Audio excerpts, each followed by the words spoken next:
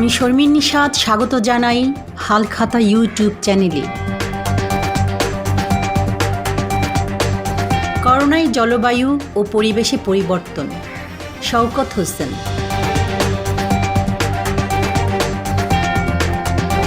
যুক্তরাষ্ট্রের হার্ভার্ড বিশ্ববিদ্যালয়ের centre for climate health and the global এনভায়রনমেন্টের পরিচালক আর্ন বার্নস্টাইন এক সাক্ষাৎকারে বলেছেন, স্বাস্থ্যকে পরিবেশ নীতি থেকে বিচ্ছিন্ন করে দেখা চরম এক বিপজ্জনক ভুল।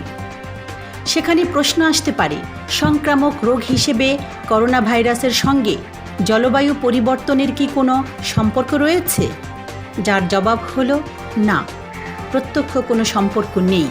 অর্থাৎ জলবায়ু পরিবর্তনের কারণে করোনা ভাইরাসের সংক্রমণ ছড়িয়েছে এরকম কোনো প্রমাণ মেলেনি। কিন্তু করোনা ভাইরাস 19 মানুষের মধ্যে যে ব্যাপক প্রভাব ফেলেছে আর সেই প্রভাব এসে জলবায়ু পরিবর্তনকেও প্রভাবিত করেছে, সেই সত্য সহজেই প্রমাণিত। করোনা ভাইরাস থেকে রক্ষা পেতে মানুষ তাদের প্রতিদিনের আচরণ এবং স্বভাবসুলভ কাজগুলোতে পরিবর্তন আনছে। এতে করে পরিবেশের ওপর তার প্রত্যক্ষ প্রভাব গিয়ে পড়ছে। বিভিন্ন দেশে লকডাউন অবস্থা জারির ফলে স্কুল, কলেজ, বিশ্ববিদ্যালয়, অফিস, কারখানা বন্ধ হয়ে পড়েছিল। লকডাউন অবস্থা তুলে নিলেও এখনও সার্বিকভাবে কর্মমন্দা পরিস্থিতি প্রায় কোনো স্থানেই কাটেনি। এই লকডাউন ও সার্বিক কর্মমন্দার ফল হিসেবে গ্রিনহাউস গ্যাসের নির্গমন হার অনেক কমেছে, পাশাপাশি কমেছে দূষণের মাত্রাও। যুক্তরাজ্য ভিত্তিক জলবায়ু পরিবর্তন বিষয়ক ওয়েবসাইট কার্বন ব্রিফ এর এক প্রতিবেদনে দেখা গেছে, করোনায় লকডাউন ও কর্মমন্দা পরিস্থিতির কারণে চীনে প্রায় 25% কার্বন ডাই অক্সাইড নির্গমন কমে গিয়েছে। প্রায় একই ধরনের চিত্র দেখা গেছে যুক্তরাষ্ট্রেও, যার সত্যতা যুক্তরাষ্ট্রের জনপ্রিয় বিজ্ঞান সাময়িকী সায়েন্টিফিক আমেরিকান এর এক প্রতিবেদনেও পাওয়া গেছে। ফলে দেখা যাচ্ছে, করোনা ভাইরাসের সঙ্গে জলবায়ু পরিবর্তনের সরাসরি সম্পর্ক না থাকলেও এই দুয়ের মাঝে পরোক্ষ সম্পর্ক বেশ তাৎপর্যপূর্ণ। কোপার্নিকাস অ্যাটমসফিয়ার মনিটরিং সার্ভিস বা CAMS ও কোপার্নিকাস ক্লাইমেট চেঞ্জ সার্ভিস বা CLS নিশ্চিত করেছে, লকডাউনের কারণে কার্বন নিঃসরণ কমে আসায় পৃথিবী নামক গ্রহটির ওজোন স্তরে যে বিশাল গর্ত বা ক্ষত তৈরি হয়েছিল তা পৃথিবী নিজেই সারিয়ে তুলছে। করোনা পরিস্থিতির কিছুকাল আগে বরফে ঢাকা উত্তর মেরুর আকাশে ওজোন স্তরে 1 মিলিয়ন বা 10 লাখ বর্গ কিলোমিটারের একটি বিশাল গর্ত তৈরির কথা জানিয়েছিলেন বিজ্ঞানীরা। যে গর্ত দক্ষিণের দিকে মোড় নিলে সরাসরি হুমকির মুখে পড়ত বিশ্ববাসী। করোনা ভাইরাস মহামারীর মধ্যে এপ্রিলের শুরুতে বিশ্ব জলবায়ু পরিবর্তনের ফলে এরকম ভয়াবহ ঝুঁকি থেকেও রেহাই পাচ্ছে পৃথিবী। যেখানে করোনা ভাইরাসের কারণে বেঁচে থাকতে পারবে কিনা সেই শঙ্কায় পড়েছে মানুষ, সেখানে নতুন করে প্রাণ ফিরে পেয়েছে বিশ্ব পরিবেশ।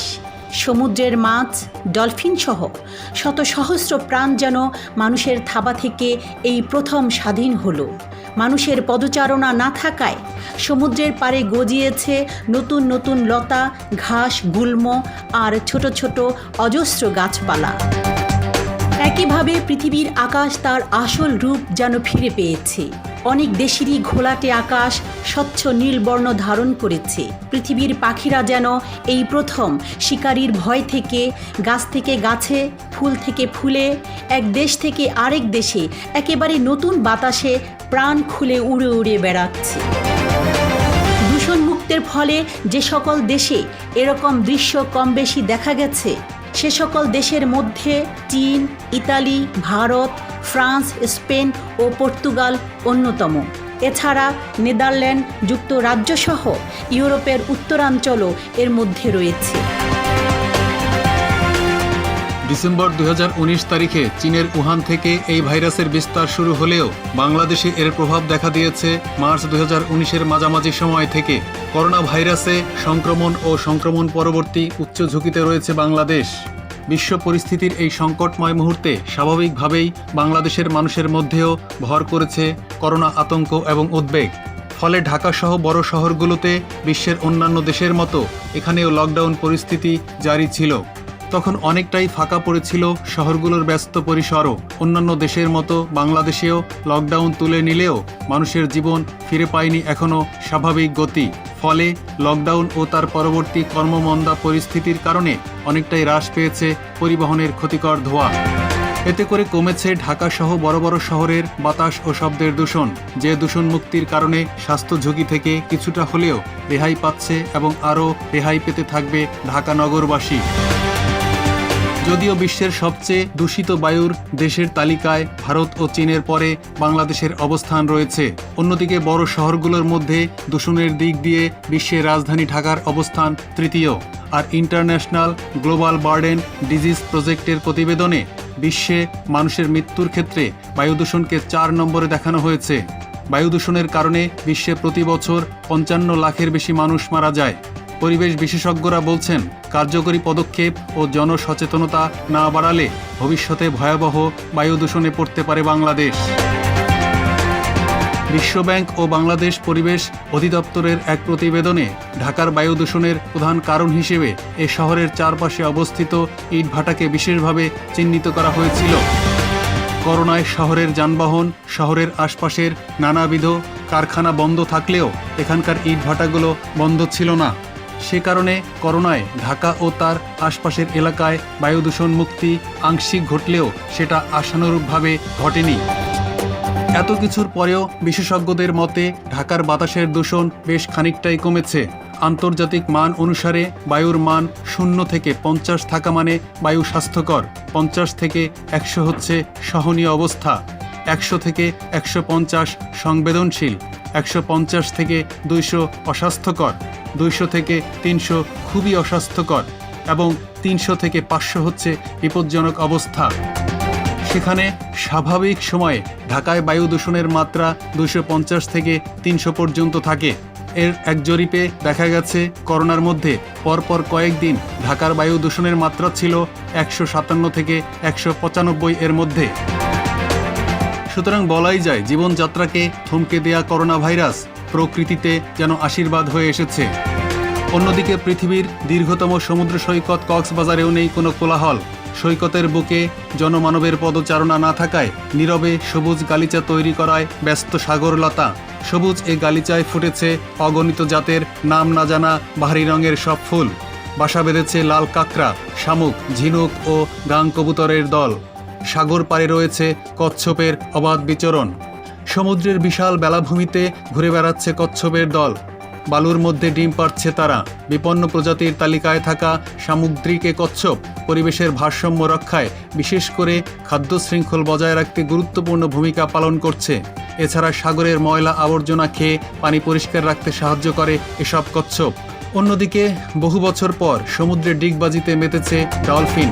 এ দৃশ্য শুধু কক্সবাজারে নয়, বরং একই ধরনের মনোরম দৃশ্য সমুদ্র সৈকত আমাদের কুয়াকাটাতেও। তবে ইতিহাসবিদগণ বলছেন, করোনা পরিস্থিতি কেটে যাওয়ার পর কার্বন নিঃসরণের হার তার আগের জায়গায় ফিরে যেতে পারে, যদি না পৃথিবীর চলমান এই সভ্যতা তার ভোগ ও অতিভোগ সম্বলিত আচরণ থেকে বেরিয়ে আসে। ইতিহাসবিদদের মতে করোনার মতো এমন পরিস্থিতি আগে কখনোই আসেনি। বিষয়টি মোটেও এমন নয়।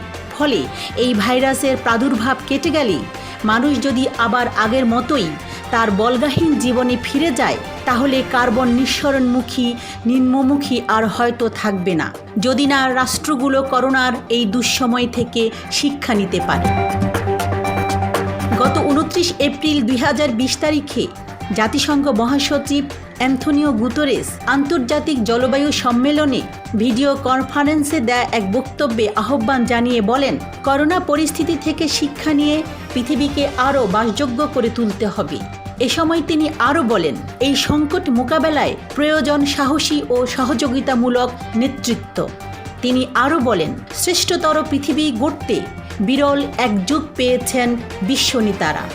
একই সঙ্গে জলবায়ু পরিবর্তনের কারণে বৈশ্বিক হুমকি মোকাবেলায় তাদের একসঙ্গে কাজ করার আহ্বান জানান।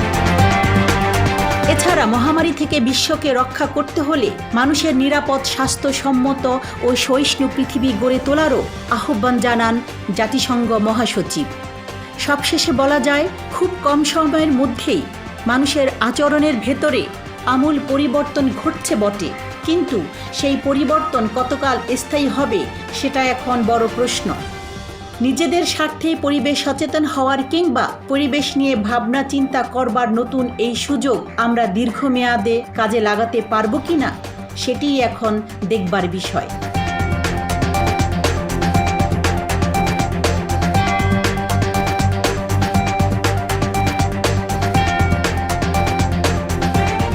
চ্যানেলটি যদি ভালো লাগে তাহলে পরের ভিডিওগুলো পেতে সাবস্ক্রাইব করুন এবং পাশের বেল আইকনটিতে ক্লিক করুন। ভিজিট করুন আমাদের ওয়েবসাইট halkhatamag.com।